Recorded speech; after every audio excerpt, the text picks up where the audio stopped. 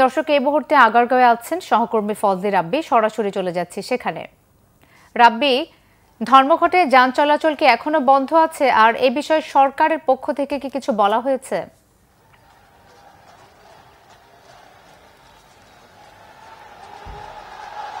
মিথিলা, ধন্যবাদ। আপনি জানেন যে গেল কয়েকদিন ধরে কিন্তু আসলে যে মোবাইল অ্যাসোসিয়েশন যারা আছে সারা বাংলাদেশের, তারা কিন্তু আসলে আন্দোলন চালাচ্ছে এবং তাদের দাবি যে সরকার যে নিবন্ধন আওতায় আনছে, অর্থাৎ 57% যে ট্যাক্সের কথা বলছে সরকার অনিবন্ধিত ফোনগুলোতে, এগুলো কিন্তু আসলে সরকার এই মোবাইল অ্যাসোসিয়েশন তারা মূলত চাচ্ছে যে এই যে 57% ট্যাক্স এটা একটু কমিয়ে যাতে সমন্বয় করা যায় কিনা সেই বিষয়গুলোকে জোর দেওয়ার জন্য কিন্তু আসলে তারা এই আন্দোলন চালাচ্ছে। পাশাপাশি আপনি জানেন যে অনিবন্ধিত যে ফোনের পর সরকার আগামী 16 ডিসেম্বর থেকে বাংলাদেশে যত অনিবন্ধিত ফোন আছে সেগুলো কিন্তু আসলে বন্ধ ঘোষণা করা হবে, যার পরিপ্রেক্ষিতে কিন্তু তারা আসলে এই রাজপথে নেমেছে। এখন ঠিক আমি দাঁড়িয়ে আছি বিটিআরসি ভবনের সামনে। আপনি দেখতে পাচ্ছেন এখানে কিন্তু আসলে হাজার হাজার মোবাইল ব্যবসায়ী এবং বিক্রেতারা এখানে জড়ো হয়েছে এবং তারা বিভিন্ন ধরনের স্লোগান দিচ্ছেন এবং তারা সরকারের কাছে দাবি দেওয়া চাচ্ছে যে সরকার যেন দ্রুতই তাদের সাথে আলোচনার টেবিলে বসে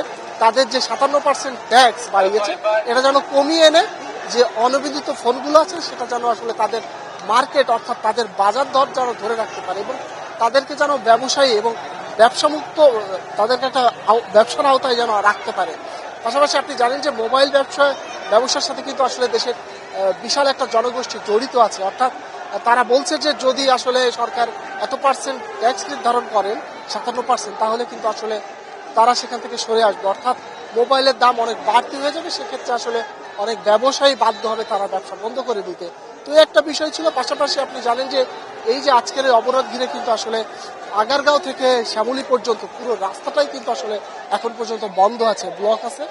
কোনো মানুষজন কোনো ধরনের যাতায়াত কিন্তু এখানে করতে পারছে না, অর্থাৎ মানুষের কিন্তু তীব্র ভোগান্তি হচ্ছে। আমি রাস্তায় বের হওয়া কয়েকজন মানুষের সাথে কথা বলেছি, তারা ঠিক বলছে যে আসলে তারা হাসপাতাল, আপনি জানেন পাশেই কিন্তু আসলে অনেকগুলো হাসপাতাল আছে, অর্থাৎ যে রুগীরা আছে তারাও কিন্তু আসলে। রাব্বি, আপনাকে ধন্যবাদ।